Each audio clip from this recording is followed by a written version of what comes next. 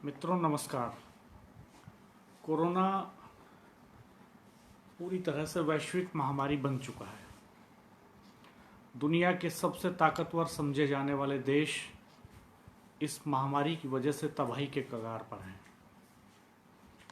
चीन के वुहान शहर से निकला ये वायरस इटली और अमेरिका में भारी तबाही मचा रहा है। अभी तक अगर इसके विस्तार को देखें तो पूरी दुनिया में 10 लाख से ज़्यादा लोग कोरोना की चपेट में हैं। ललित जी, आपका स्वागत है। ललित जी हमारे पुराने पत्रकार साथी हैं, इस फेसबुक लाइव पर हमारे साथ जुड़े हैं। ब्लॉक प्रमुख ओमपाल गुर्जर जी जुड़े हैं, मैं उनका भी स्वागत करता हूं। आज दुनिया भर में लोग अपने अपने तरीके से इस समस्या को देख रहे हैं, इस महामारी से लड़ रहे हैं। दुनिया के तमाम देश अपने अपने तरीके से, और हर नागरिक के लिए ये बड़ी चिंता का विषय बना हुआ है।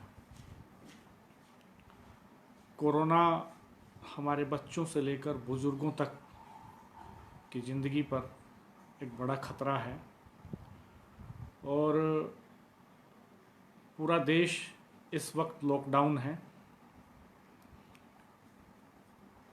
न सिर्फ हमारा देश बल्कि दुनिया के कई देश इस वक्त लॉकडाउन है,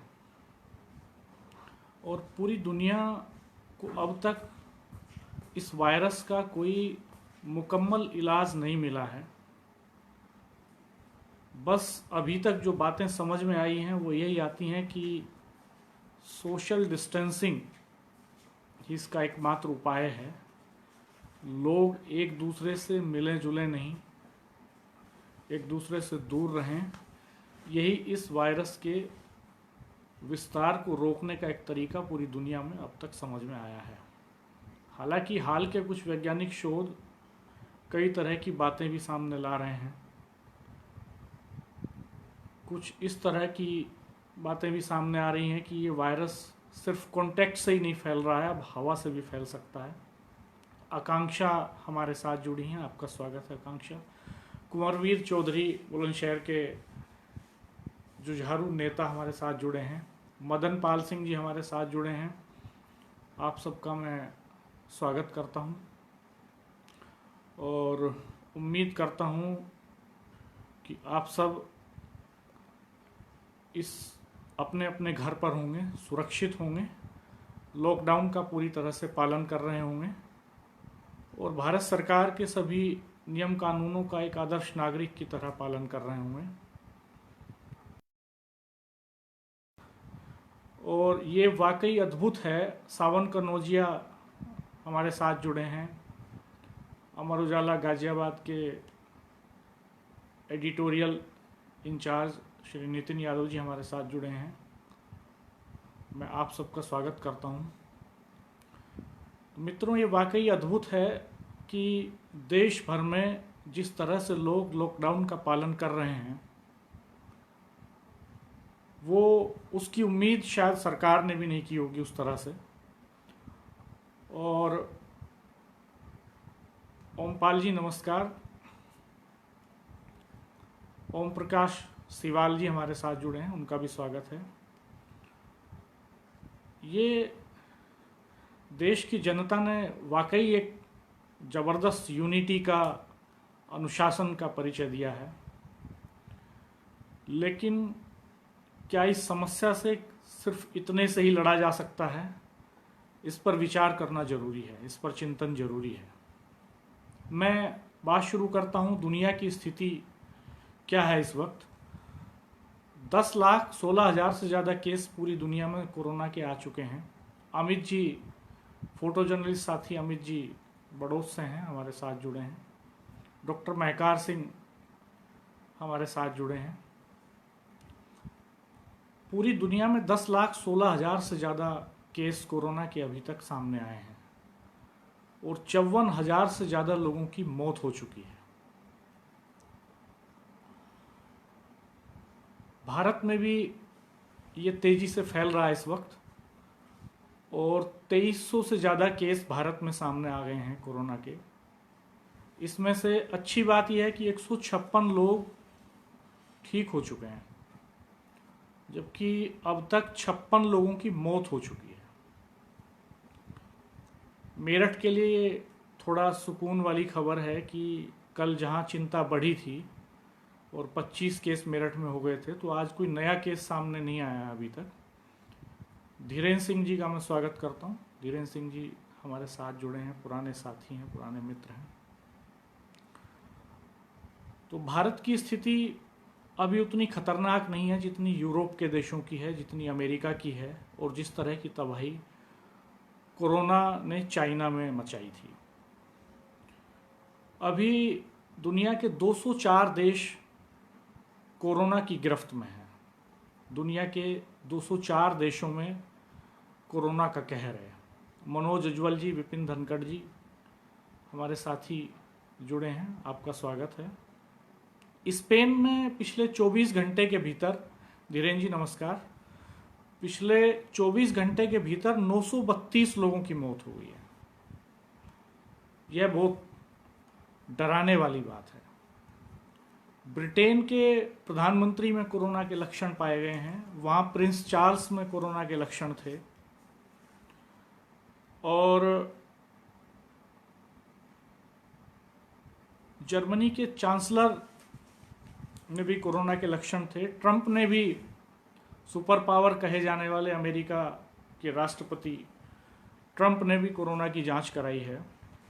तो आप इससे अंदाज़ा लगा सकते हैं कि जो दुनिया की महाशक्तियां हैं वो कोरोना से इस वक्त कितनी डरी हुई हैं, और जो दुनिया के सबसे ताकतवर देशों के सबसे ताकतवर लोग हैं, जो सबसे ताकतवर माने जाते हैं, समझे जाते हैं, वो कितना डरे हुए हैं।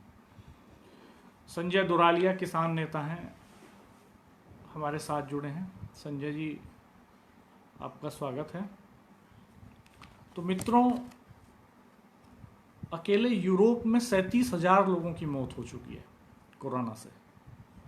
जर्मनी में 84,000 से ज़्यादा लोग संक्रमित हुए हैं। ईरान की संसद के स्पीकर को भी कोरोना हुआ है। रोहित आर्य जी हमारे साथ हैं। विपिन जी नमस्कार। आचार्य जी नमस्कार। आचार्य जी मेरठ के धुरंधर फोटो जर्नलिस्ट हैं। तो दोस्तों, ये ऐसा वक्त है जो वाकई बहुत मुश्किल है, लेकिन इस मुश्किल वक्त में हमें अपनी आंखें खुली रखनी होंगी, अपने विवेक का इस्तेमाल करना होगा, और पूरी दुनिया पर निगाह रखते हुए अमित चौधरी जी हमारे साथ जुड़े हैं। अमित जी आपका स्वागत है। पूरी दुनिया पर निगाह रखते हुए अपने देश के भीतर क्या हो रहा है इस पर भी निगाह रखनी होगी। सोशल डिस्टेंसिंग मेंटेन करनी होगी। सरकार के नियम कायदों का सख्ती से पालन करना होगा। लेकिन ओमपाल जी कह रहे हैं कि कैमरे में कुछ दिक्कत है। मैं कोशिश करता हूं कि अगले फेसबुक लाइव में मैं थोड़ा बेहतर करूं इसको। धन्यवाद ओमपाल जी। पूरी दुनिया पर निगाह रखते हुए मित्रों, ये जरूरी है कि हम अपने समाज के ऊपर निगाह रखें, अपने ऊपर निगाह रखें, और अपनी सरकार के ऊपर भी निगाह रखें कि हमारी सरकारें क्या वाकई में वो सब कर पा रही हैं जो उन्हें करना चाहिए था, जिन चीज़ों के लिए हमने उनको चुना था। क्या हम सरकारों ने जो इस समय गाइडलाइंस जारी की हैं, डॉक्टर्स ने जो गाइडलाइन जारी की हैं, उनका पालन कर रहे हैं कि नहीं कर रहे हैं? संदीप त्रिपाठी जी हमारे पुराने पत्रकार साथी हैं। नमस्कार संदीप जी। हमें चौकन्ना रहने की ज़रूरत है, खुद पर निगाह रखने की ज़रूरत है, समाज पर निगाह रखने की ज़रूरत है, और सरकार पर निगाह रखने की ज़रूरत है। आंखें मूंद करके, कान बंद करके फैसले लेने का ये वक्त नहीं है। और कोई भी चीज़ इस वक्त आइडियल नहीं हो सकती, इतना बड़ा आदर्श नहीं हो सकती कि हम आंखें मूंद करके उस पर भरोसा कर लें। हमें कानून का पालन करना चाहिए, ये बात सही है। विशाल जी आईएमटी में प्रोफेसर हैं, हमारे साथ जुड़े हैं। विशाल जी स्वागत है आपका। बहुत अच्छा लगातार काम कर रहे हैं विशाल जी। तो मित्रों, मैं ये कह रहा था कि इस वक्त हर चीज़ को विवेक के आधार पर परखने की ज़रूरत है, और आंखें बंद करके कोई चीज़ स्वीकार करना, मुझे लगता है कि वो हमारे पूरे समाज को बड़ी मुश्किल में डाल देगा। इस वक्त की जो लड़ाई है वो केवल कोरोना से लड़ाई नहीं है। कोरोना तो है ही, जिंदगी पर संकट तो है ही, जान बचाने की लड़ाई तो पूरी दुनिया के सामने है ही, लेकिन इसके साथ हमारे देश में इससे भी बड़ा संकट आर्थिक संकट के तौर पर उभर कर सामने आता हुआ दिखाई दे रहा है। इस देश में 27 करोड़ से ज़्यादा लोग जो गरीबी की रेखा के नीचे हैं, जो फैक्ट्रियों में छोटे मोटे काम धंधों में जुटे हुए थे लॉकडाउन के पहले, वो किस तरह से इकट्ठा होकर के दहशत में अपने घरों को पहुँचे हैं, किन हालात में पहुँचे हैं, भूख से लड़ते हुए, मुसीबत से लड़ते हुए, किस तरह से वो पहुँचे हैं, ये हम सब ने देखा है। अनुज जी नमस्कार, नरेंद्र जी नमस्कार, अशोक बालियान जी आपका स्वागत है, नमस्कार। अशोक बालियान जी किसानों के मुद्दों पर लगातार दशकों से बहुत अच्छा काम कर रहे हैं, और भारतीय किसान यूनियन के लिए लिखने पढ़ने का काम, किसान आंदोलनों की बात विदेशों तक ले जाने का काम बालियान जी करते रहे हैं, आपका स्वागत है। अनुज जी ने भी कहा कि कैमरा ठीक कर लीजिए, मैं कोशिश करता हूं कि कुछ सुधार हो पाए, नहीं तो अगले फेसबुक लाइव में मैं कोशिश करूंगा कि थोड़ा बेहतर हो। तो मैं ये कह रहा था कि ये वक्त खाली कोरोना से लड़ाई का वक्त नहीं है, कोरोना के साथ साथ आर्थिक मुद्दों पर भी लड़ाई का ये वक्त है। पूरे देश का किसान इस वक्त संकट में है, शेयर मार्केट लगातार डाउन जा रहा है, पूरे देश में इंडस्ट्रियल प्रोडक्शन बंद है, आयात निर्यात बंद है, ट्रांसपोर्टेशन बंद है पूरे देश के भीतर, और इस वक्त में करीब 30-40 करोड़ वो लोग जो रोज कमाते हैं और रोज खाते हैं, उनकी रोजी रोटी कैसे चलेगी, इसके ऊपर एक बड़ा संकट खड़ा हो गया है। गौरव गुजर हमारे साथ जुड़े हैं, गौरव जी आपका स्वागत है। तो ऐसे लोगों के ऊपर एक भारी संकट इस वक्त है कि वो किस तरह से अपनी जिंदगी चलाएं, कैसे आजीविका चलाएं, खाने पीने का क्या इंतजाम हो, सोशल डिस्टेंसिंग कैसे मेंटेन करें, और कैसे वो अपनी इन भूख के हालात में कैसे अपनी वो रोग प्रतिरोधक क्षमता को मजबूत किए रखें। ये एक बड़ा संकट है, और उन 40 करोड़ लोगों के साथ खड़े होने का जो जिम्मेदारी है वो सरकार की है और पूरे समाज की है, इस देश के मध्य वर्ग की है, इस देश के उच्च वर्ग की है, इस देश के पूंजीपतियों की है। बहुत सारे लोग सामने आ भी रहे हैं, अपने अपने स्तर पर जो संभव है, जो हो सकता है वो कर भी रहे हैं, लेकिन इस सब के बीच तमाम तरह की बुरी खबरें भी आ रही हैं, ऐसी खबरें जो वाकई हिलाने वाली हैं। अनुज जी नमस्कार। अनुज जी कह रहे हैं कैमरा सेंटर में नहीं है, कोशिश करता हूँ थोड़ा सेंटर में करने की, शायद हुआ होगा थोड़ा।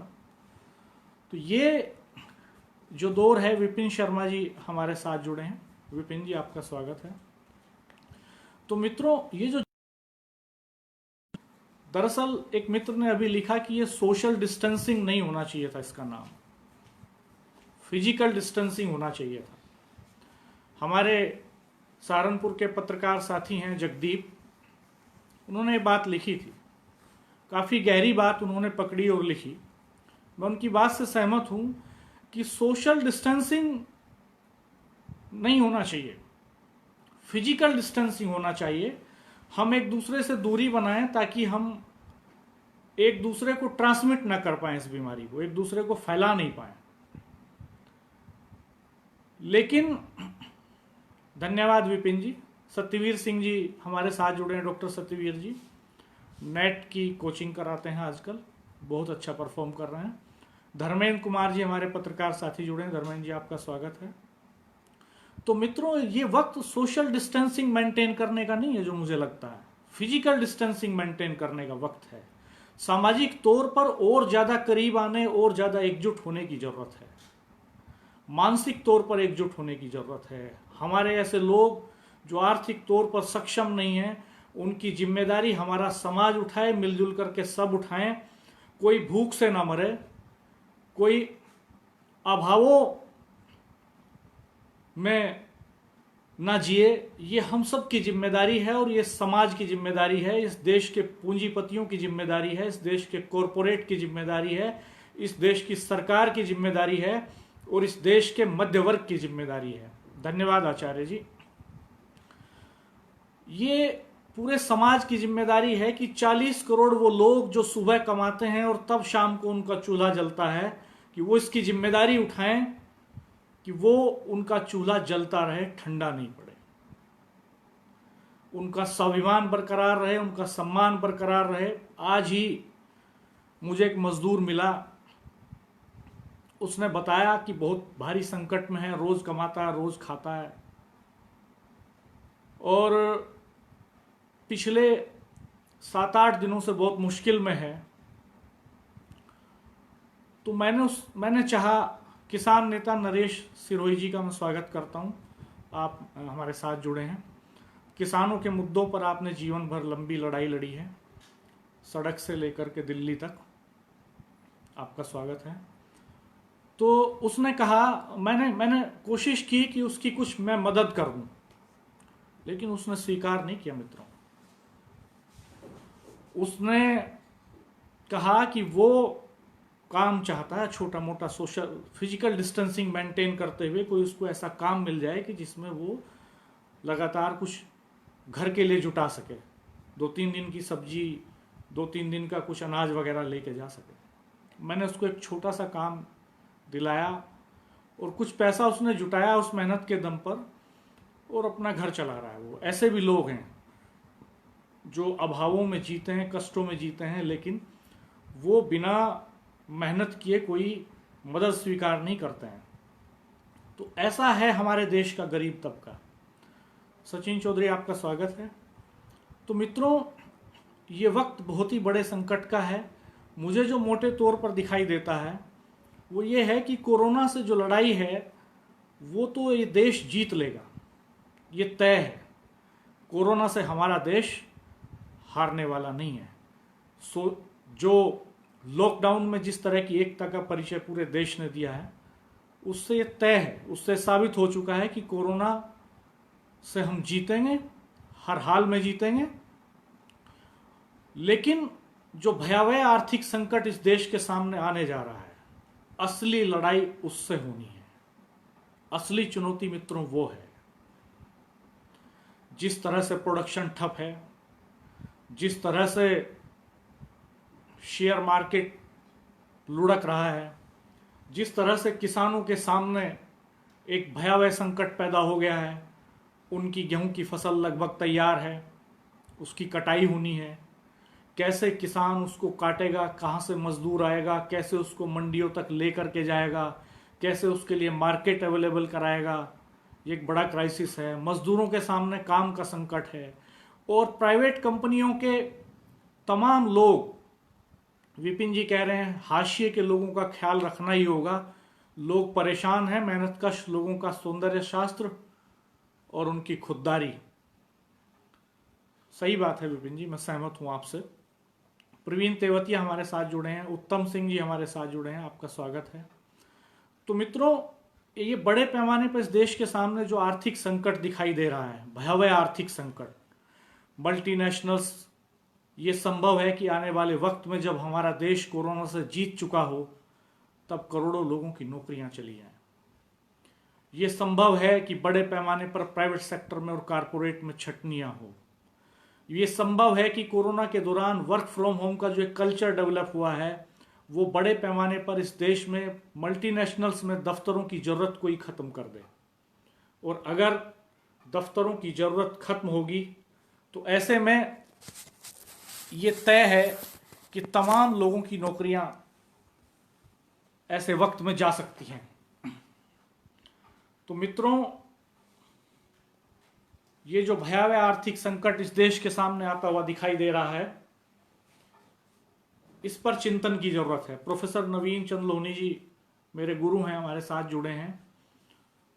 सर कह रहे हैं कि निम्न मध्यम वर्ग के अनेक परिवार ऐसे हैं जिनके पास अब ना धन है और ना राशन। वे अपने रिश्तेदारों से मदद भी नहीं मांग सकते। ऐसे लोग अगर चिन्हित हो जाएं तो जरूर उनको कुछ मदद की जानी चाहिए, क्योंकि वह लोग खैरात में कोई चीज लेना पसंद नहीं करते। सही बात है सर, सच्चाई है ये। और अच्छी बात यह है कि बड़े पैमाने पर लोग इस बात को महसूस कर रहे हैं। बड़े पैमाने पर लोगों का सरोकार उनके साथ है, सरोकार इस देश के साथ है। लेकिन इस गंभीर वक्त में, इस मुश्किल वक्त में कई चीजें ऐसी हैं जो बहुत ही विचलित करने वाली हैं। उन पर निगाह रखने की जरूरत है। कई बार कोरोना की ये लड़ाई कम्युनल एंगल लेती दिखाई देती है। कई बार लगता है कि ये लड़ाई जातियों के आधार पर विभेदन करेगी इस देश में। कई बार लगता है कि गांवों की तरफ जो लोग शहरों से गए हैं, इस तरह की खबरें भी आई कि लोगों ने उनको गांवों में नहीं घुसने दिया कोरोना के डर से और उनके साथ मारपीट की। कई खबरें इस तरह की भी आई कि किसी ने पुलिस को सूचना दी कि फला व्यक्ति को कोरोना है और पुलिस उसको पकड़ करके ले गई जांच कराने के लिए, तो उसके परिवार के लोगों ने इस शक में कि उन्होंने शिकायत की, उनके ऊपर हमला कर दिया। एक आध घटना इस तरह की भी आई है। संजीव तोमर हमारे साथ आए हैं, डॉक्टर विशाल सारस्वत हमारे साथ आए हैं, वरिष्ठ पत्रकार और सामाजिक कार्यकर्ता राजेश शर्मा जी हमारे साथ जुड़े हैं। मैं आप सबका स्वागत करता हूं। राजेश जी इन दिनों खेतों में काम कर रहे हैं। अच्छा लगता है देख करके कि वो सामाजिक संगठनों और सामाजिक मुद्दों के ऊपर काम करते हुए और खेती किसानी का काम भी करते हैं। तो ये चुनौतियां वाकई बड़ी हैं और इन चुनौतियों, सुनीता बालियान जी हमारे साथ जुड़ी हैं, आपका मैं स्वागत करता हूं। तो ये जो चुनौतियां हैं ये बहुत जबरदस्त हैं और इन चुनौतियों से पूरे देश और पूरे समाज को जूझना होगा आने वाले वक्त में। मध्य वर्ग जो आज घरों में कैद है, जो मुस्तैदी के साथ लॉकडाउन का पालन कर रहा है, उसके सामने एक संकट है कि वो समय कैसे व्यतीत करे। बहुत सारे लोगों की तमाम ईएमआई है। आज जिस आदमी को 1 लाख रुपया प्राइवेट सेक्टर में वेतन मिलता है, उसके पास 40, 50, 60 हजार की ईएमआई तो है ही। उसका घर ईएमआई पर है, उसकी कार ईएमआई पर है, उसका मोबाइल फोन ईएमआई पर है, वो बच्चों की पढ़ाई के लिए एजुकेशन लोन लेता है। तो पूरी अर्थव्यवस्था, मध्य वर्ग की भी जो पूरी अर्थव्यवस्था है वो चुनौतियों से जूझ रही है और बहुत लंबे समय तक, बहुत लंबे वक्त तक लोग ये झेलने की स्थिति में नहीं है कि देश के भीतर प्रोडक्शन ना हो, उत्पादन ना हो, देश रूटीन पर ना आए, जिंदगी ढर्रे पर ना आए, पटरी पर ना आए और सब कुछ चलता रहे।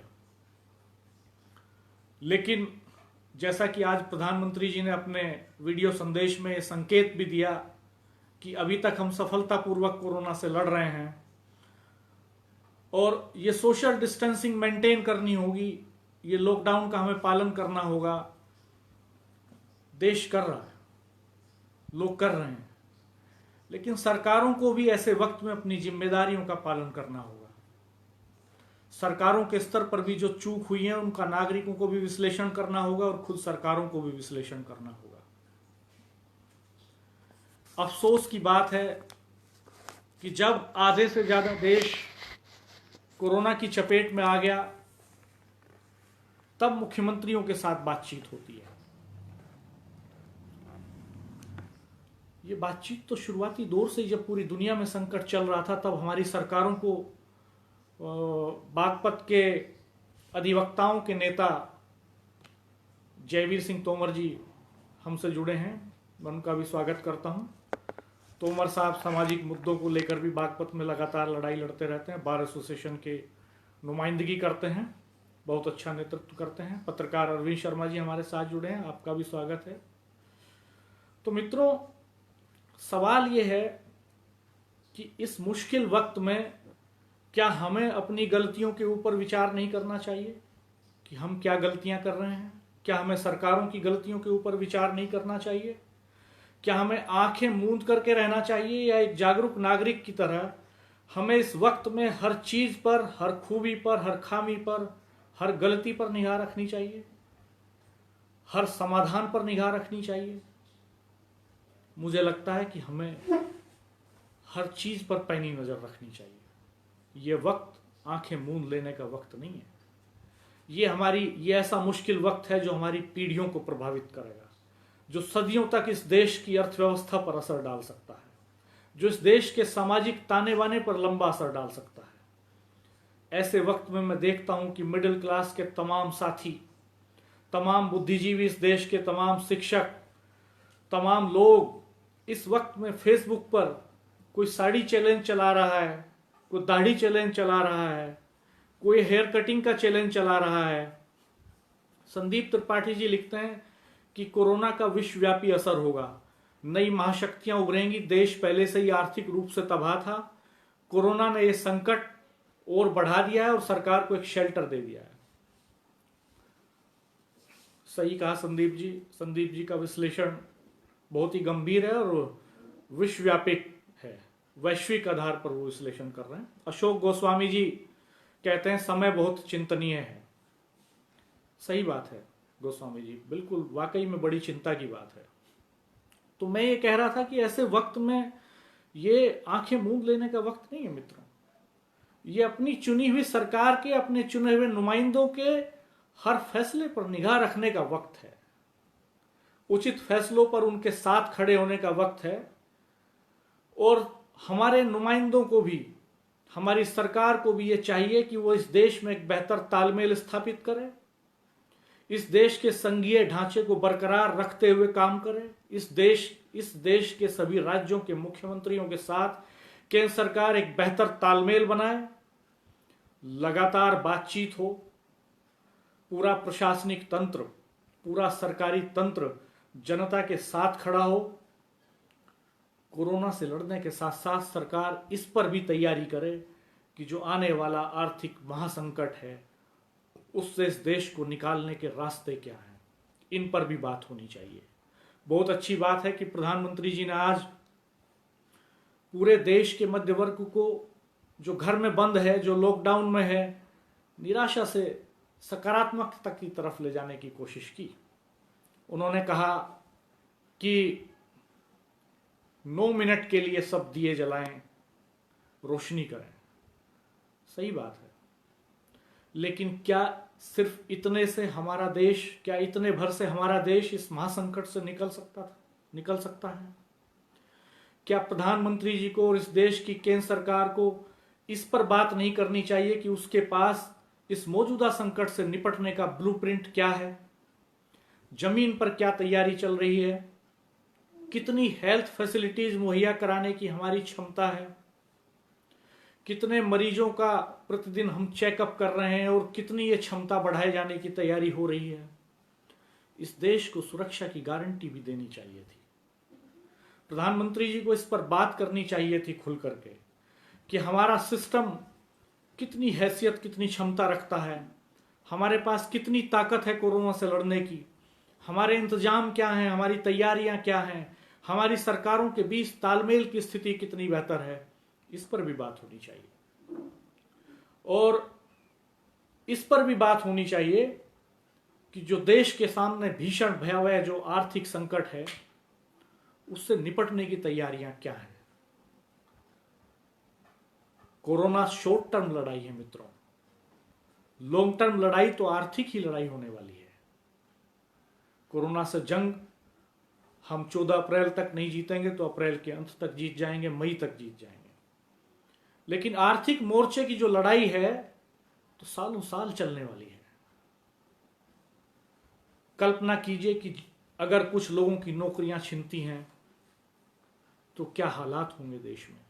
जो मजदूर फैक्ट्रियां बंद होने के बाद अपने घरों को चले गए हैं वो कैसे वापस लौटेंगे? क्या वो फैक्ट्रियां उसी रफ्तार से प्रोडक्शन कर सकेंगी? क्या मार्केट उसी रिदम पर आ सकेगा? वीरेंद्र तोमर जी हमारे साथ जुड़े हैं। वीरेंद्र जी आपका स्वागत है। इस पर बात करने की जरूरत है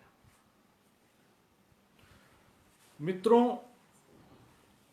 सवाल सिर्फ इतना नहीं है कि हम तात्कालिक मुद्दों पर सरकार के साथ खड़े हों। सरकार को भी लॉन्ग टर्म इश्यूज पर जनता के साथ खड़ा होना होगा। इस देश की जनता को बताना होगा कि उसके पास क्या ब्लूप्रिंट है बेरोजगारों को काम देने का, क्या ब्लूप्रिंट है उसके पास जो लोग घर चले गए हैं, जिनका काम बंद हो गया, उनको कैसे काम मिलेगा, कैसे रोजगार मिलेगा। ये सही बात है कि संदीप जी कहते हैं कि बड़ा सवाल है कि जब देश की बहुत बड़ी आबादी चूल्हा जलाने के लिए संघर्ष कर रही है, तब दिया जलाने पर वो कैसा महसूस करेगी। गंभीर है संदीप जी का सवाल भी, और ये सोचना होगा इस देश को, इस देश के मध्य वर्ग को सोचना होगा, इस देश की सरकारों को सोचना होगा कि उन 40 करोड़ लोगों को कैसे जोड़कर रखा जाए, उनकी जिंदगी में दिया जलता रहे, इसका इंतजाम कैसे हो। विपिन जी लिखते हैं कि चिंतन का महत्वपूर्ण बिंदु यह है कि निम्न वर्ग को ध्यान में रखना होगा, क्योंकि ईश्वर का अपना मनोविज्ञान भी है और सामाजिक संरचनाओं की स्थिति भी। लोहनी सर की बात के संदर्भ में वो कह रहे हैं। अमित त्यागी जी नमस्कार, आपका स्वागत है।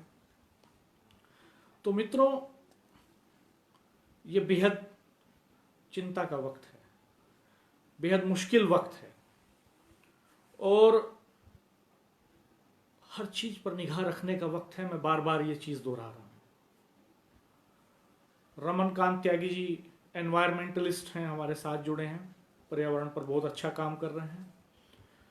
कई पहलू इस बीच निकल करके आए हैं। सोशल मीडिया में प्रोफेसर अमित चौधरी जी कहते हैं कि बेरोजगारी का भयानक दौर शुरू होने वाला है। मित्रों, सोशल मीडिया में कई तरह के रिफ्लेक्शंस इस बीच में आए हैं। खुर्जा में प्रोफेसर हमारे साथी डॉक्टर लोकेश चौधरी जी हमारे साथ जुड़े हैं, आपका स्वागत है। मित्रों, कुछ लोग साड़ी चैलेंज में व्यस्त हैं, कुछ लोग दाढ़ी चैलेंज में व्यस्त हैं। ऐसे में कोई गीत संगीत का प्रदर्शन कर रहा है, कोई अपनी प्रतिभाओं का प्रदर्शन कर रहा है, कोई समय व्यतीत करने के लिए किताबें पढ़ रहा है, कोई शहरों में ज्यादा सुरक्षा होने के चलते गांवों में चला गया है। मध्य वर्ग की बात कर रहा हूं मैं, जिसके पास भंडारण करने की, स्टोरेज करने की थोड़ी क्षमता है, जिसके पास इस संकट को कुछ दिन झेलने की क्षमता है, और जो लॉकडाउन का पूरी तरह से पालन कर सकता है, उसकी बात कर रहा हूं मैं। उसी मध्य वर्ग की जिम्मेदारी सबसे बड़ी है। उसी को अगुवा बनना होगा इस समाज का, उसी को आगे आकर के खड़ा होना होगा, उसको सेल्फ सेंटर्डनेस से बाहर निकलना होगा, आत्म केंद्रित होने के बाहर जाना होगा, हमें आत्ममुक्ता के बाहर निकलना होगा। हम फेसबुक पर एक ये भी ट्रेंड चला इन दिनों, मैंने देखा कि अपने बारे में राय व्यक्त करने के लिए साथियों ने रखा कि मेरे बारे में क्या सोचते हैं, रखें।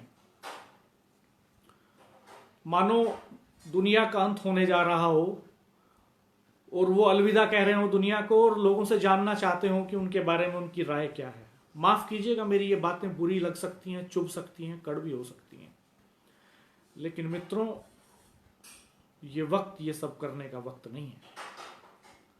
हमें सार्थक बहस छेड़नी होगी, सार्थक चिंतन करना होगा, सरकार की कमजोरियों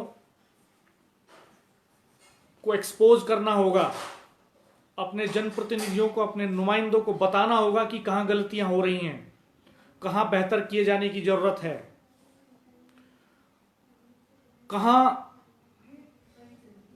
कैसे हम पूरे देश के साथ, सिस्टम के साथ खड़े हो सकते हो, वहां हमें अपनी भी भूमिका तय करनी होगी। विकास उपाध्याय जी, अनुज तेवतिया जी हमारे साथ जुड़े हैं, मैं आप सबका स्वागत करता हूं। तो दोस्तों, ये वक्त केवल इतना नहीं है कि हम अपनी सारी जिम्मेदारियां सिर्फ कुछ लोगों के ऊपर टाल दें या सिस्टम में बैठे कुछ लोगों के ऊपर डाल दें। इसका वक्त नहीं है। लड़ना तो सबको होगा, तबाही अगर होगी तो उससे बच कोई नहीं पाएगा। तो जिम्मेदारी हम सब की है कि हमसे जो करने के लिए कहा जा रहा है हम उस पर भी निगाह रखें कि क्या गलत है और क्या सही है। और ये बताना होगा हमें सब तमाम माध्यमों से, सरकार तक ये बात पहुंचानी होगी कि जरूरी क्या है। एक तरफ देश में अभी तक डॉक्टरों को, नर्सों को उचित बचाव के साधन तक नहीं मिल पाए हैं, उनको यूनिफॉर्म तक नहीं मिल पाई है, वेंटिलेटर्स की व्यवस्था नहीं हो पाई है इस देश में अभी तक, देश में टेस्टिंग की फैसिलिटीज नहीं बढ़ पाई है, लोग बड़े पैमाने पर लोगों की जांच हो, लोगों के स्वास्थ्य की, उनका इलाज हो, इसका भी अभी कोई पुख्ता इंतजाम नहीं हो पाया है। जो देश बड़े पैमाने पर टेस्ट कर रहे हैं वहां पर बड़े पैमाने पर केस भी सामने आ रहे हैं। आज ही मैं एक शोध पढ़ रहा था, वैज्ञानिकों ने यह भी संभावना जताई है, यह भी कहा है कि 10 में से 6 केस ऐसे हैं कोरोना के जिनमें प्राइमरी लक्षण सामने आते ही नहीं है। यानी आदमी का शरीर कोरोना से लड़ रहा होता है और उसको खुद नहीं पता होता है कि कोरोना से उसका शरीर संक्रमित है। यूरोप के देशों में जो बड़े पैमाने पर केस सामने आए हैं, जो 10 लाख का जो फिगर है, भारत में तो 2300 ये संख्या पहुंची है। ये 10 लाख का जो फिगर पहुंचा है ये इसलिए भी पहुंचा है कि वहां बड़े पैमाने पर टेस्ट हो रहा है, बड़े पैमाने पर जांच हो रही है लोगों के स्वास्थ्य की, और उस जांच में जिन लोगों में प्राइमरी लक्षण नहीं है, प्राथमिक लक्षण नहीं है कोरोना के, उनके बारे में भी पता चल रहा है। और जब समय से बीमारी का पता चलता है तो समय से उसका प्रसार ना हो, इसके भी पुख्ता इंतजाम हो सकते हैं, और आदमी ठीक हो जाए, उसका स्वास्थ्य बेहतर हो जाए, इसकी भी कोशिशें हो सकती हैं। लेकिन जब हम लंबे अरसे तक, महीनों तक टेस्ट ही नहीं करेंगे और हम ये पता ही नहीं लगा पाएंगे कि हमारे देश में कितने लोगों के शरीर में कोरोना का संक्रमण है, तो हम लड़ेंगे कैसे? क्या हम इन आधी अधूरी तैयारियों के साथ ही लड़ने की सोचते हैं? ऐसी महामारी से जिसने पूरी दुनिया के 204 देशों को अपनी चपेट में ले रखा है। सोचिए, 10 लाख से ज्यादा लोग संक्रमित हैं और हम अभी तक 2-2.5 हजार लोगों को आइडेंटिफाई कर पाए अपने देश में। हम जो प्राइमरी चेन है उसके एंड पॉइंट तक ही नहीं पहुंच पाए अभी तक। अनुज तेवतिया जी कह रहे हैं कि देश के हर नागरिक को सैनिक बनकर कोरोना के खिलाफ जंग छेड़नी होगी। हमारी उदासीनता और हमारी गैर जिम्मेदारी भारी पड़ सकती है। सही बात है।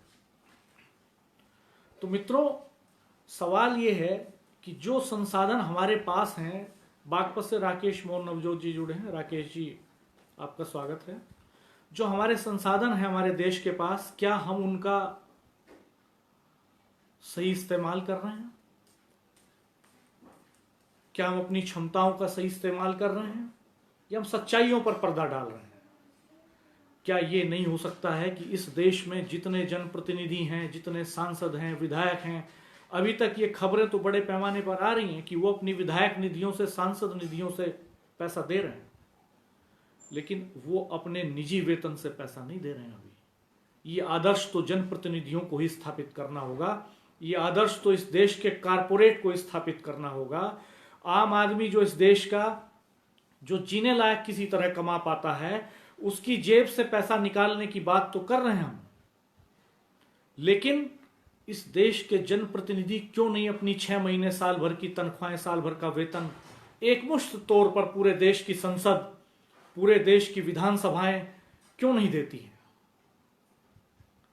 तमाम वेतन, भत्ते, सुविधाएं उनको सरकार की तरफ से मिलते ही हैं। क्या वो लोग अपना वेतन भी नहीं दे सकते हैं इस महामारी के वक्त में? अगर संसाधनों की कमी है, अगर धन की कमी है, तो क्या वो आगे आकर के खड़ा नहीं हो सकते हैं?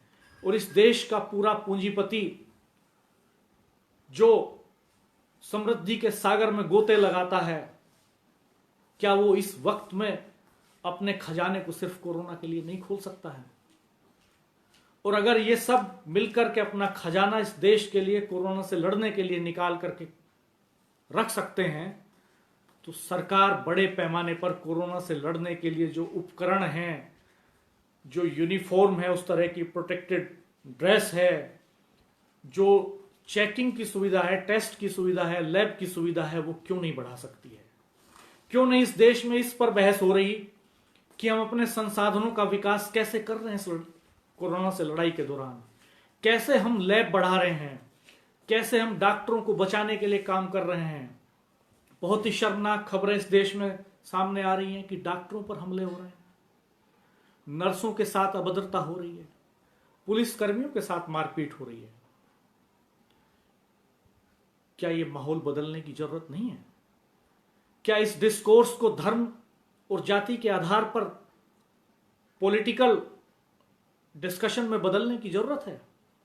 ऐसे वक्त में भी क्या सिर्फ वोटों की राजनीति के लिए इस देश में सब कुछ होता रहेगा?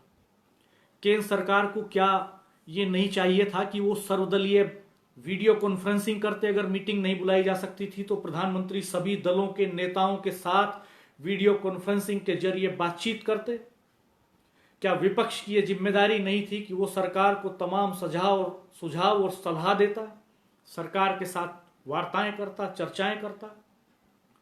तकनीकी का दौर है। क्या यह देश, कोई भी सरकार किसी भी देश में बनती है तो मित्रों थोड़े से वोट से बनती है। 135 करोड़ लोगों का देश है। औसतन 10, 12, 15 करोड़ वोट जिस पार्टी को मिल जाते हैं वो सत्ता में आ जाती है, बहुमत में आ जाती है और वो पूरे देश की नुमाइंदगी करती है फिर। लेकिन विपक्ष की भी तो एक भूमिका होती है। वो भी चुनाव लड़े हैं, वो भी वोट लेकर के आए हैं, जीत करके उनके प्रतिनिधि भी संसद में बैठे हैं। क्या सरकार को नहीं चाहिए था कि विपक्ष के साथ वो इस पर गंभीर मंथन करता, लगातार बातचीत होती? विपक्ष को साथ लेने में कोई हिचकिचाहट क्यों होनी चाहिए? क्यों इस देश के सारे प्रदेशों के मुख्यमंत्रियों के साथ इस पर बात नहीं होनी चाहिए थी पिछले 6 महीने के भीतर कि पूरी दुनिया महामारी से जूझ रही है, चाइना तबाही के कगार पर है, यूरोप के देश तबाह हो रहे हैं? तो क्या देश के मुख्यमंत्रियों के साथ जो वीडियो कॉन्फ्रेंसिंग आज कर रही है हमारी केंद्र की सरकार, वो पिछले अमेरिका ने तो बहुत लंबे समय तक लॉकडाउन किया ही नहीं। कई देशों ने नहीं किया, कई देशों ने शुरुआत में किया। चीन ने रास्ता ही यही निकाला कि उसने वुहान शहर तक इसको केंद्रित कर दिया और वुहान को ही लॉकडाउन करके बाकी पूरे देश को बचा लिया। तो लॉकडाउन का जो वर्तमान स्वरूप है उसका भी विश्लेषण होना चाहिए। तेजी से इस देश के भीतर कोरोना की जो चेन है वो पूरी चेन आइडेंटिफाई होनी चाहिए। वो मेडिकल जांचों से, इक्विपमेंट बढ़ाने से, संसाधन बढ़ाने से ही होगी। और जब उस पूरी चेन को तलाश करके हम उन सारे लोगों को क्वारंटीन कर लेंगे तो पूरे देश को लॉकडाउन करने की जरूरत नहीं होगी। अभी भी इस देश का बड़ा हिस्सा ऐसा है जहां कोरोना नहीं है। कई राज्य ऐसे हैं जिनमें कोरोना का प्रकोप नहीं है। ये हम लोगों की खुशकिस्मती है कि गांव अभी तक बचे हुए हैं। तो जो लोग विदेश से आए हैं, सरकार का ही कहना है कि लगभग 15 लाख लोग इन दिनों में विदेश से भारत में आए हैं। तो उन 15 लाख लोगों की जो चेन है, अगर उसी को आइडेंटिफाई करने पर पूरी ताकत लगाई जाए, सारे संसाधनों का इस्तेमाल किया जाए तो ज्यादा बेहतर होगा, बजाय इसके कि पूरे देश को, उन इलाकों को भी हम बंद करके रखें जहां कोरोना नहीं है। सरकारों को इस पर भी अध्ययन करना चाहिए, विपक्ष के साथ मिलकर के अध्ययन करना चाहिए, सामाजिक संगठनों की राय लेनी चाहिए कि जहां कोरोना नहीं है अभी, उन इलाकों को कैसे इंटरनली खोल सकते हैं। कैसे, जैसे देश के जिन शहरों में ज्यादा प्रकोप है, कैसे उन्हीं को लॉकडाउन कर सकते हैं, कैसे उनकी बॉर्डर सील करके रख सकते हैं, कैसे वहां डोर टू डोर फैसिलिटीज लोगों को दे सकते हैं, कैसे इसका मुकम्मल इंतजाम कर सकते हैं कि कोई भूख से ना मरे इस दौर में। और जिन इलाकों में, जिन शहरों में अभी कोरोना नहीं है, उनको भी सील करके इंटरनली उनको कैसे रन कर सकते हैं, उनको कैसे चला सकते हैं, इन सब पर ठोस बातचीत होनी चाहिए, इन पर जमीनी काम होना चाहिए। अभी भी सरकारी विभागों के जो कर्मचारी कोरोना की चेन को आइडेंटिफाई करने के लिए मौके पर जा रहे हैं, उसके पास कोई संसाधन नहीं है, उसके पास अच्छा वाला मास्क भी नहीं है, साधारण मास्क लगा करके वो लोग जा रहे हैं, कोई यूनिफॉर्म उनके पास नहीं है, ऐसे ही जा रहे हैं वो बड़े पैमाने पर संक्रमित हो सकते हैं। क्या हमारी सरकार को नहीं चाहिए कि रात दिन पूरा प्रोडक्शन, पूरे संसाधन इसी पे झोंक दे कि कोरोना से लड़ने के जितने अस्त्र हो सकते हैं वो सब विकसित किए जाएं? आज ही मैंने देखा मेरी कॉलोनी में, आज ही सैनिटाइज करने के नाम पर स्प्रे हो रहा था, और मुझे अफसोस है कि स्प्रे के नाम पर सिर्फ खाना पूरी हो रही थी।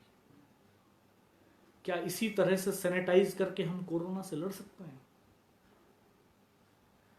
क्या ये देश एक इवेंट मैनेजमेंट कंपनी की तरह चलाया जाना चाहिए, या जमीनी स्तर पर काम होने चाहिए? क्या इस देश में धर्म और जाति पर ही बहस होनी चाहिए इस वक्त, या बहस इस पर होनी चाहिए और काम इस पर होना चाहिए कि हम अपने देश के समस्त संसाधनों को कोरोना से लड़ने के अस्त्रों को विकसित करने में लगा दें, और एक एक मरीज को आइडेंटिफाई करके, एक एक मरीज को चिन्हित करके उसके इलाज की व्यवस्था करें, उसको क्वारंटीन करें, और जिन लोगों को हम नहीं बचा पा रहे हैं उनका सुरक्षित तरीके से अंतिम संस्कार करने की व्यवस्था करें, ताकि संक्रमण ना फैले। सरकार कस्टोडियन है इस देश के प्राकृतिक संसाधनों की। इस देश के प्राकृतिक संसाधनों की मालिक इस देश की जनता है, जो सरकारों को चुनती है। सरकार कस्टोडियन है, सरकार सर्वेंट है इस देश की जनता की। ये सरकार की जिम्मेदारी भी है और सरकार की जवाबदेही भी है।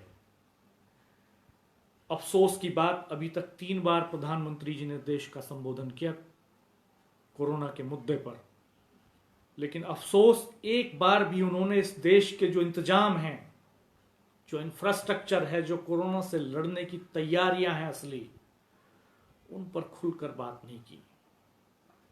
भावनात्मक मुद्दों पर उन्होंने अच्छी बात की, हौसला बढ़ाने की बात की, अच्छी बात है।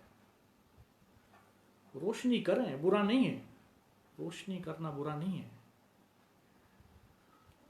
इस देश के डॉक्टरों और कोरोना योद्धाओं के लिए सड़क पर अपनी बालकनियों में निकल करके थाली बजाना भी बुरा नहीं है, लेकिन उनके लिए कम से कम जो जरूरी सुरक्षा उपाय हैं वो तो कर दीजिए। कम से कम उनके लिए उचित यूनिफॉर्म हो, उचित मेडिकल इक्विपमेंट्स अवेलेबल हो, उनके लिए अच्छे वाले मास्क अवेलेबल हो, उनके परिवार को एक सोशल सिक्योरिटी हो।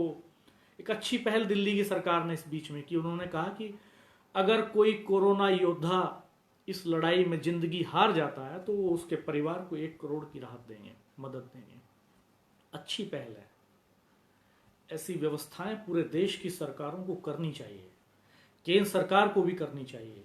और मैं इससे आगे की बात कह रहा हूं कि जब पूरा देश इस वक्त कोरोना से लड़ने में ही लगा हुआ है, पूरे देश के उद्योग धंधे ठप हैं, कामकाज ठप हैं, सड़कों पर सन्नाटा है, लोग घरों में कैद हैं, तो ऐसे वक्त में पूरे देश के संसाधनों का उपयोग क्यों ना हम कोरोना से लड़ने में ही करें? क्यों ना हम पूरे देश के संसाधनों को, पूरी ताकत को, वो चाहे मानव संसाधन हो, चाहे तकनीकी ज्ञान हो, चाहे विज्ञान हो, हर चीज को इसी में झोंक दें। अभी तक जहां तक मेरी जानकारी है, जिस यूनिफॉर्म को डॉक्टर्स पहनते हैं कोरोना संक्रमित मरीजों के पास जाते वक्त, उस यूनिफॉर्म की भी उपलब्धता नहीं है। जितने डॉक्टर्स हैं उनको वो यूनिफॉर्म भी हम उपलब्ध नहीं करा पाए हैं। अविनाश त्यागी महलवाला हमारे पुराने साथी हैं, जुड़े हैं। प्रदीप अरोड़ा जी सामाजिक कार्यकर्ता हैं, छात्र नेता रहे हैं, हमारे साथ जुड़े, आपका स्वागत है। विधायक संजय लाठर जी हमारे साथ जुड़े हैं, आपका स्वागत है। बहुत सारे साथी लगातार जुड़े हुए हैं। मैं आप सबसे अपील करता हूं कि आप जहां हैं वहां ये बहस खड़ी करें। ये डरने का वक्त नहीं है, ये अपनी बात कहने का वक्त है। संदीप चौधरी हमारे साथ जुड़े हैं, आपका स्वागत करता हूं। ये सोचने का वक्त है, ये गहराई से हर चीज पर निगाह रखने का वक्त है। क्या ये देश कोरोना महामारी के वक्त में भी जाति धर्म जैसी छोटी राजनीति की प्रयोगशाला में ही बदला रहेगा, या कोरोना से लड़ेगा? एक मौलाना को इस देश की सरकार अब तक गिरफ्तार नहीं कर सकी है। जिस पर यह आरोप है उसने वहां लोगों को इकट्ठा किया। ये किसकी जिम्मेदारी है? इतने लोग अगर कहीं एक जगह इकट्ठा होते हैं तो क्या सरकारों की जानकारी के बिना, उनकी निगाह के बिना इकट्ठा हो सकते हैं? क्या ये संभव है? इस सब पर आज सोचने की जरूरत है मित्रों। बहस इस पर करने की जरूरत है कि आखिर कब इस देश की पॉलिसीज, इस देश की नीतियां आम जनता की जरूरतों के हिसाब से बनेंगी। जनता की जिंदगी के सामने संकट है। पूरी दुनिया तबाही के कगार पर है। 50,000 से ज्यादा लोग दुनिया भर में मारे जा चुके हैं। 10 लाख से ज्यादा लोग कोरोना संक्रमण के चपेट में हैं। और हमारे जो इंतजाम है, हमारे देश के जो इंतजाम हैं, वो हवा हवाई हैं। हम जमीन पर नहीं लड़ रहे हैं। हम सैनिटाइज करने के नाम पर चंद जगहों पर स्प्रे कर रहे हैं। हम ग्राउंड पर वेंटिलेटर्स अवेलेबल कराने के बजाय, हम नए अस्पताल खड़े करने के बजाय, हम क्वारंटीन सेंटर्स खोलने के बजाय, हम डॉक्टरों को सुरक्षा देने के बजाय, हम ताली, थाली और दिए तक सीमित हैं। इस पर चिंतन करना ही होगा हम सबको। ये देश हम सबका है। ये देश किसी जनप्रतिनिधि और किसी सरकार की बपोती नहीं है। मोनू सिरोही जी हमारे साथ जुड़े हैं, आपका स्वागत है। अनंत जैन जी हमारे साथ जुड़े हैं, कैंटोनमेंट बोर्ड के बहुत ही जुझारू मेंबर हैं। पूर्व मंत्री डॉक्टर कुलदीप उज्ज्वल जी हमारे साथ जुड़े हैं, आपका स्वागत है। ये देश मित्रों हम सबका है। ये किसी सरकार, किसी नेता, किसी ब्यूरोक्रेसी की बपोती नहीं है। जो भी नागरिक इस देश में पैदा हुआ है उसका इस देश पर उतना ही हक है जितना इस देश की सरकार में बैठे लोगों का। इसलिए इस देश के भले और बुरे के बारे में सोचने की जिम्मेदारी भी हमारी ही उतनी है। अगर हमारा हक है, अगर हम इस देश की हवा में सांस ले रहे हैं, तो इस देश को बर्बाद होते हुए देखना भी नहीं चाहिए। हमको खड़ा होना पड़ेगा, हमें सोचना पड़ेगा, हमें गहराई से चीजों को देखना पड़ेगा। आज मैं सोशल मीडिया में एक और ट्रेंड देखता हूं कि बहुत सारे साथी कह रहे हैं, आज ही एक मित्र से बात हो रही थी, उन्होंने बताया कि हवा साफ हो गई है। एक मित्र ने बताया वो डेयरी चलाते हैं, दूध का कोई ग्राहक नहीं है। बड़ी डेयरी कंपनियों ने भी दूध के रेट घटा करके, डॉक्टर सुशील जी हमारे साथ जुड़े हैं, बहुत जुझारू सामाजिक कार्यकर्ता हैं। एडवोकेट जयराज सिंह जी हमारे साथ जुड़े हैं, सचिन चौधरी जी हमारे साथ जुड़े हैं। आप सबका स्वागत करता हूं मैं, सारे मित्रों का धन्यवाद। डॉक्टर उज्ज्वल जी। मित्रों, दूध 30 रुपए किलो बिक रहा है। कोई खरीदार नहीं है। जो छोटी डेयरियां चलाते हैं गांवों में लोग, उनका दूध जो शहरों को आता है उसका कोई खरीदार नहीं बचा है। वो इस समय उस दूध से घी बना रहे हैं। लोन लेकर के डेयरियां शुरू की थी छोटी मोटी, तबाही की तरफ है वो। पशु जो चारा खाता है, भूसे का रेट लगातार बढ़ा है। जो दाना पशुओं को दिया जाता है चारे के साथ, उसका रेट लगातार बढ़ा है। पूरे देश में जरूरी चीजों की कालाबाजारी हो रही है। खाने पीने की चीजों के दाम बढ़ गए हैं। 2 रुपए की चीज 10 रुपए में मिल रही है।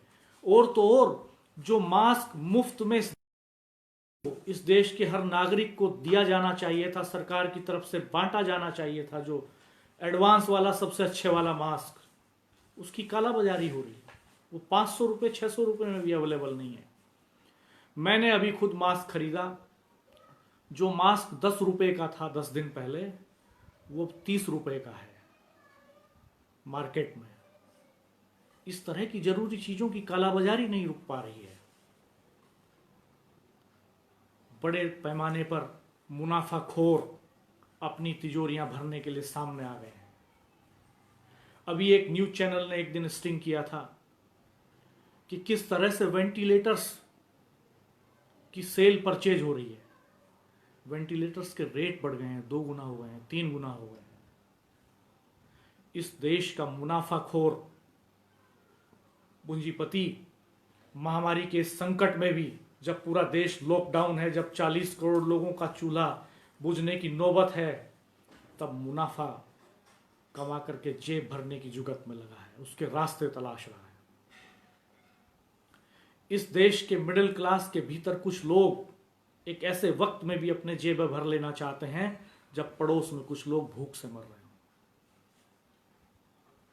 जिस तरह का समाज हमने तैयार किया है पिछले कई दशकों के भीतर, जिस तरह की स्वार्थपरता हमने अपने नागरिकों में पैदा की है और जिसको बढ़ाने का काम इस देश की सरकारों ने और जनप्रतिनिधियों ने किया है, वो उसने आज हमें ऐसे रास्ते पर ला करके खड़ा कर दिया है कि पूरा देश भयंकर बर्बादी की तरफ जाता हुआ दिखाई दे रहा है। तो मित्रों, मैं चाहूँगा कि आप सब इन सारे बिंदुओं पर गहराई से बात करें, गहराई से चिंतन करें, सरकार के हर कदम पर निगाह रखें, अच्छी चीज़ों की तारीफ करें, साथ खड़े हों, बुरे कदमों की आलोचना करें, जहां जो गलत हो रहा है उसको एक्सपोज करने की कोशिश करें, उस पर आपस में बात करें, कम से कम आपस में बहस करें। ये बहुत जरूरी है आज के दौर में। अगर कोई जरूरी चीज, कल्पना कीजिए कि इस वक्त आलू भी 30 रुपए किलो है, खाने पीने की जितनी जरूरी चीजें हैं सबकी कालाबाजारी हो रही है, नहीं रुक पा रही है कालाबाजारी। जरूरत की चीजें लोगों तक नहीं पहुंच पा रही हैं।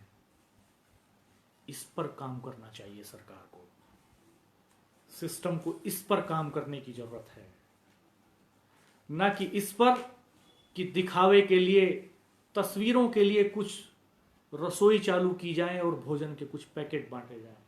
इससे बेहतर है कि समाज में मिलजुल कर जीने की भावना पैदा करे सरकार, थोड़े में काम चलाने की आदत पैदा करे हमारा समाज। हम सब इस मुश्किल वक्त में अपने संसाधनों को, अपनी जरूरी जमा पूंजी को मिल बांट करके जिंदगी जीने की आदत डालें। लोग बचेंगे, देश बचेगा, तो सबका अस्तित्व बचेगा। अगर ये तय मान लीजिए, अगर कोरोना की जंग जीत भी गया ये देश और आर्थिक मोर्चे पर हार गया, तो तय मान लीजिए अगले 20-25 सालों तक पटरी पर आने वाला नहीं है। इसलिए मित्रों, मैं चाहूंगा कि आप सब अपनी प्रतिक्रियाएं मेरी बातचीत पर दें, अपनी सहमति जाहिर करें, अपनी असहमति जाहिर करें। आपकी असहमतियों को भी मैं स्वागत करता हूं। मैं मानता हूं कि असहमतियों से ही सहमति का रास्ता निकलता है। अगर हम बात ही नहीं करेंगे, अगर हम चुप रहेंगे, तो कोई समाधान निकलने वाला नहीं है। तो इसलिए अपनी सहमति और असहमति जरूर व्यक्त कीजिए। अच्छा लगे तो इस वीडियो को शेयर कीजिए, अपने लेवल पर इस बहस को आगे ले जाने की कोशिश कीजिए, और आप जहां हैं, आपके आसपास जो चल रहा है उसको बताने की कोशिश कीजिए। अच्छी चीजों को बताइए, बुरी चीजों को भी बताइए, छुपाइए कुछ मत। डॉक्टर सुशील कुमार जी, आपका बहुत धन्यवाद। इसलिए मित्रों, अभी अरविंद शर्मा जी बता रहे हैं, हमारे पत्रकार साथी, कि दिन में सैनिटाइजर 100 वाला 200 रुपए तक में बेचा जा रहा है, और फोटो खिंचवा करके भोजन के चंद पैकेट बांटे जा रहे हैं। ये हालात हैं। ऐसे मुश्किल वक्त पर में भी अगर हमारे समाज की निगाह मुनाफाखोरी पर है, जेबें भरने पर है, और हमारी सरकार, हमारा सिस्टम और हमारे समाज के अगुवा लोग इस पर बात करने से बचते हैं, इस पर पर्दा डालते हैं, तो ये बहुत खतरनाक है। ये बहुत खतरनाक प्रवृत्ति है। इससे लड़ने की जरूरत है, इससे जीतने की जरूरत है। एक सामाजिक दबाव बनाने की जरूरत है इस देश के समर्थ लोगों के ऊपर, ताकि वो अपने संसाधनों को इस वक्त सही ढंग से इस्तेमाल करें, जमाखोरी ना करें, मुनाफाखोरी करने की कोशिश ना करें, और ये सिस्टम में ये जो सदाचार हो, या भ्रष्टाचार हो, ये ऊपर से ही शुरू होता है मित्रों। इसकी मिसाल ऊपर बैठे लोगों को ही देनी होगी। ऊपर बैठे लोगों को ही खड़ा होना होगा, आगे आना होगा, अपने वेतन इस लड़ाई में लगाने होंगे, जनप्रतिनिधियों को लगाने होंगे, सरकारों के मंत्रियों को लगाने होंगे, अपने संसाधन लगाने होंगे। इस देश में तो बड़ी रियासतें हैं। मैंने अभी सुना और पढ़ा कि 25-25 हजार करोड़, 30-30, 40-40 हजार करोड़ की संपत्तियां इस देश के नेताओं के पास हैं। मध्य प्रदेश में अभी चुनावी जंग हो रही थी तो वहां के कई नेताओं के एसेट्स के बारे में मीडिया में खबरें आ रही थी कि इनके पास 25 हजार करोड़ का एसेट है और उनके पास 40 हजार करोड़ का एसेट है। सरकार को चाहिए कि अगर जरूरत हो देश हित में तो इनकी संपत्तियां जब्त कर ली जाएं और इनकी संपत्तियां जब्त करके इस देश की जनता को कोरोना जैसी महामारी से बचाया जाए, भयंकर महामंदी से बचाया जाए, आर्थिक संकट से बचाया जाए। आखिर वो सारे संसाधन, वो सारी जमाखोरी उन्होंने इसी देश से तो की है। मालिक नहीं है वो इस देश के,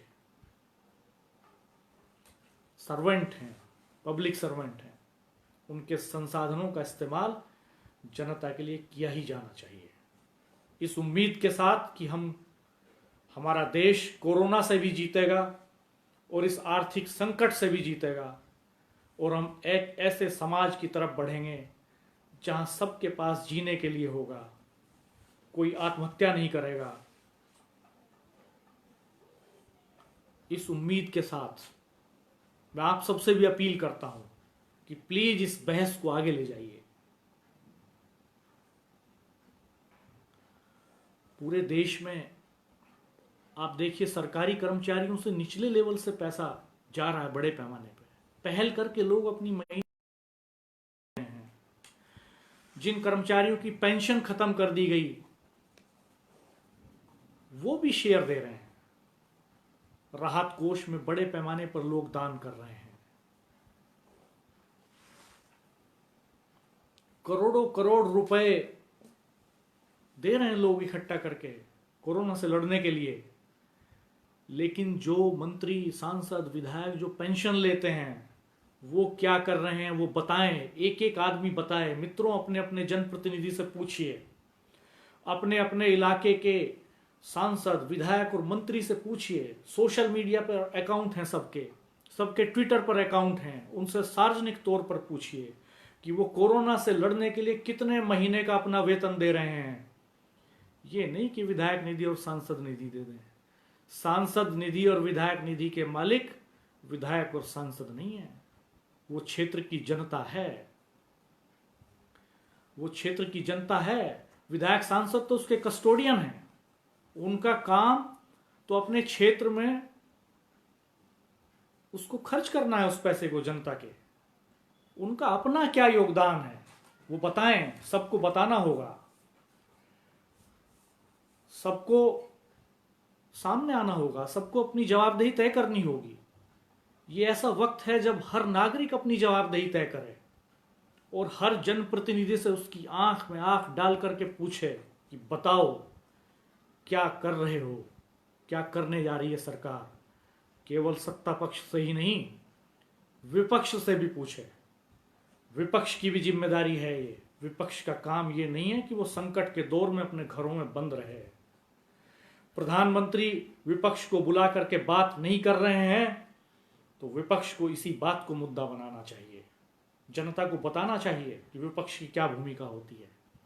विपक्ष खड़ा हो इस संकट के दौर में, जितना संभव हो उसको लड़ना चाहिए इस लड़ाई में।